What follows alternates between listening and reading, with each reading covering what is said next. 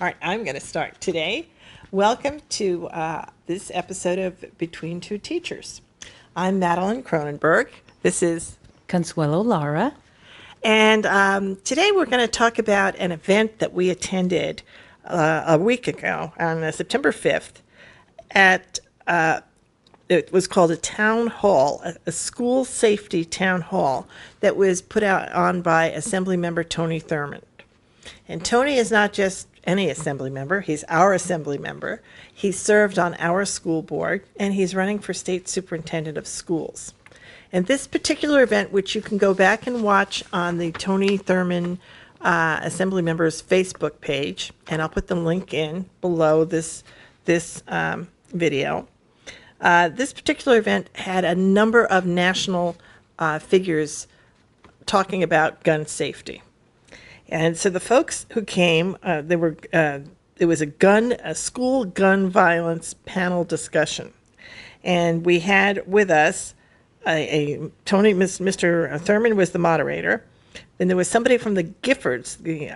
Giffords is an organization that was formed after Gabby Giffords, Congresswoman Giffords was shot during one of her own official an official event that she was at where she was shot.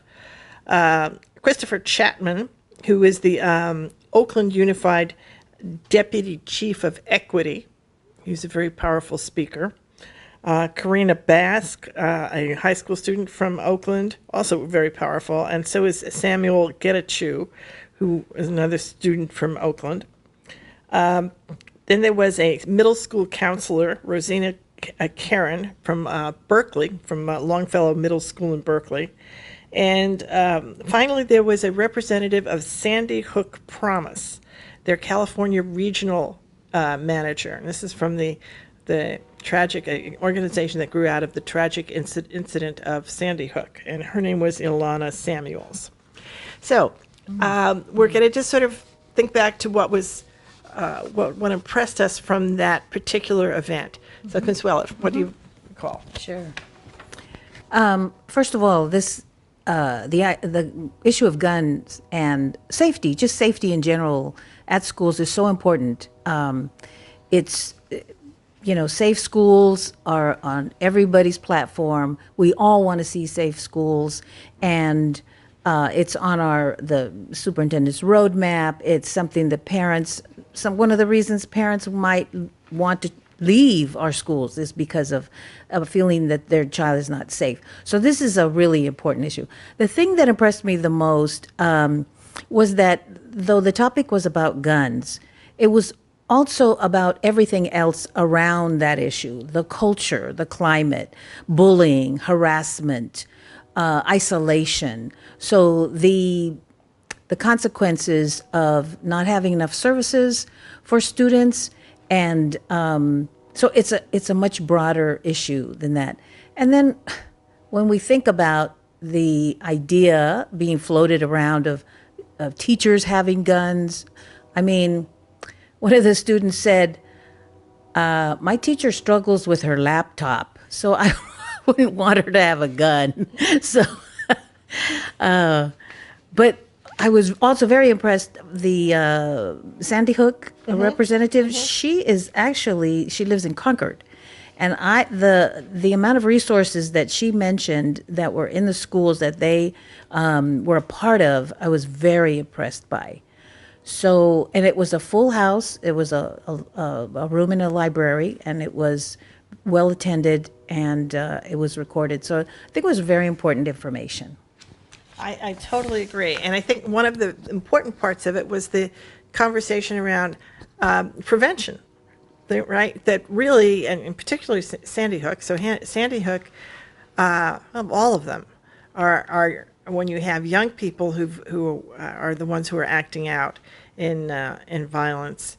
These are children who we had a responsibility for, who the district, who were failed. Right? Everyone else was failed too, and there's no question about that. But the perpetrators have been failed, and we need to recognize that we can do things so that the types of programs that they have here, that we can bring into our school district and school districts That's somebody who came in and out of our studio here. So, yeah. Anyway, the types of programs that these different programs, these different the Giffords folks and the Sandy Hook folks have available are things that our school district in West Contra Costa and other districts really need to pay some close attention to. And the students want to become very active politically around ways to find ways to reduce gun violence and gun sales. And I will share with you something I shared with Consuelo in terms of the ways other types of sales have been reduced over time. And in particular, I'm struck by the fact that it reminds me of how cigarette sales were reduced.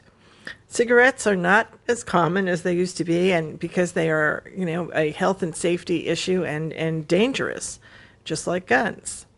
And I think one of the things that maybe could happen, or we could look at as an initiative, because I think that the NRA is powerful, and maybe you're not going to expect the legislature to step up and do it, but the families and citizens of the state of California could, and that is to do an initiative to really put a tax on assault weapons and a tax on guns in general that would be used to be able to fund the kind of support our mental health community needs, to be able to respond to the problems that come from post-traumatic stress from all the gun violence, especially in communities that are plagued by it, and for all of us in general.